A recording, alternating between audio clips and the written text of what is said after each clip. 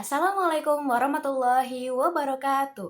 Perkenalkan, saya Lulutri Indriani dari kelas 12 Celsius. Saya akan memaparkan materi tentang topik yang sangat relevan dengan kehidupan kita sehari-hari, yaitu gadget sebagai alat bantu belajar atau sebagai gangguan. Seperti yang kita ketahui, kemajuan teknologi telah membawa gadget seperti handphone, tablet, dan juga laptop menjadi bagian yang tidak terpisahkan dari kehidupan kita sehari-hari.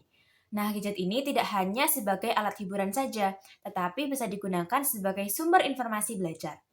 Namun, pertanyaan besar muncul, apakah gadget hanya digunakan sebagai alat informasi belajar atau malah sebagai gangguan? Maka dari itu, mari kita lihat sisi positif dari gadgetnya terlebih dahulu. Nah, menurut beberapa sumber, gadget dikatakan memiliki peran penting sebagai alat bantu belajar yang efektif.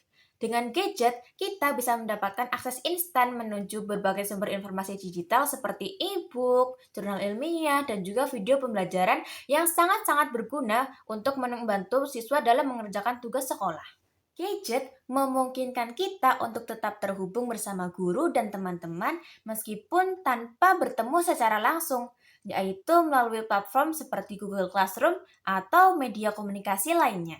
Saat kita menggunakan gadget untuk mencari sumber informasi, secara tidak langsung kita melatih otak kita untuk berpikir kritis dan memilah data-data yang valid. Secara keseluruhan, jika digunakan dengan benar, maka gadget dapat menjadi sumber belajar yang mendukung untuk kegiatan belajar mengajar.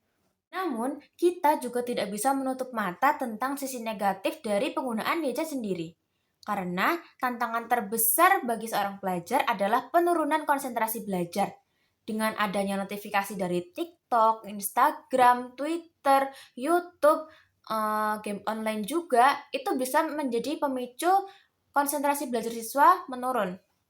Jika tidak dikontrol, maka penggunaan gadget bisa memicu kecanduan.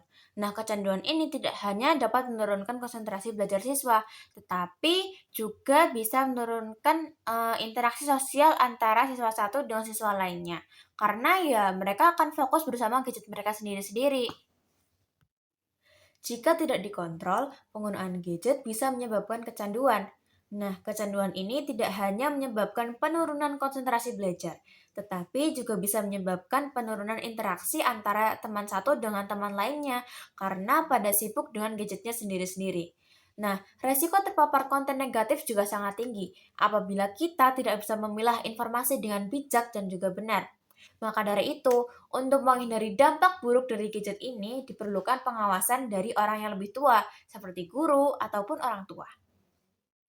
Orang tua perlu menetapkan aturan dan batasan yang jelas mengenai penggunaan gadget, sedangkan guru bisa memberikan edukasi mengenai penggunaan gadget dengan bijak dan juga benar.